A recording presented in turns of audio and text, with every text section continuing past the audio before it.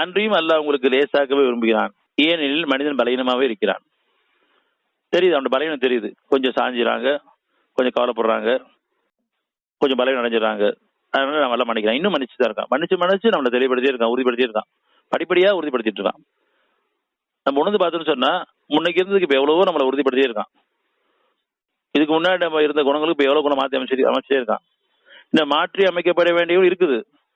ஆனா மாற்றி அமைக்கப்பட்டதுக்கு நன்றி கொடுக்குறோமா, இது என் குணம் கிடையாது அப்படிங்கிறத உணரணும். இந்த குணம் இறைவனுக்கு எடுத்து குணம். ஓரளவுக்கு நமக்கு மனம் பக்குவத்தை கொடுத்துருக்கான். சத்தியத்தை உணர்ற அளவுக்கு, சத்தியத்தை அவனை தீர்ப்பு பண்ணிக்கிற அளவுக்கு. முதல்ல கஷ்டம் வந்தா பல பேரை குறை சொல்லிட்டு இருப்போம். இப்ப ஓரளவுக்கு நம்ம தான் உணர்ற அளவுக்கு ஒரு பக்குவத்தை கொடுத்துருக்கான்.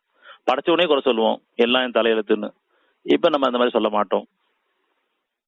பக்குவத்தை கொடுத்துருக்கான்.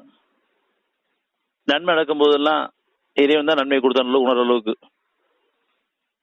அந்த நன்றியோட நமக்கு ஓரளவுக்கு இருக்குது. இறைவன் தான் நன்மை கொடுத்துருக்கான். கஷ்டங்களுக்கெல்லாம் காரணம் தான், நன்மைக்கெல்லாம் காரணம் மட்டும்தான் அப்படிங்கிற அளவுக்கு உணர்வு பக்குவத்தை கொடுத்துருக்கான். படிப்படியா சரிங்களா. அதையும் தாண்டி போய் நம்ம குறை சொல்லிட்டாலும் அதுக்கு ஒரு சூழ்நிலை உருவாக்கி மறுபடியும் அவன் திருப்பிடுறான். பாதுகாப்புள்ள வாழ்க்கை. இப்ப நமக்கு இந்த பாதையில எவ்வளவோ வீணான காரியங்கள் விலக்கியிருக்கான். அது நமக்கு பாதுகாக்கப்பட்ட வாழ்க்கை. நம்மளை மன்னிச்சு அந்த சூழலை மாத்தி நம்மளை அங்கிருந்து வெளியேற்றி பாதுகாப்புள்ள வாழ்க்கையை வாழ வச்சுட்டு இருக்கான்.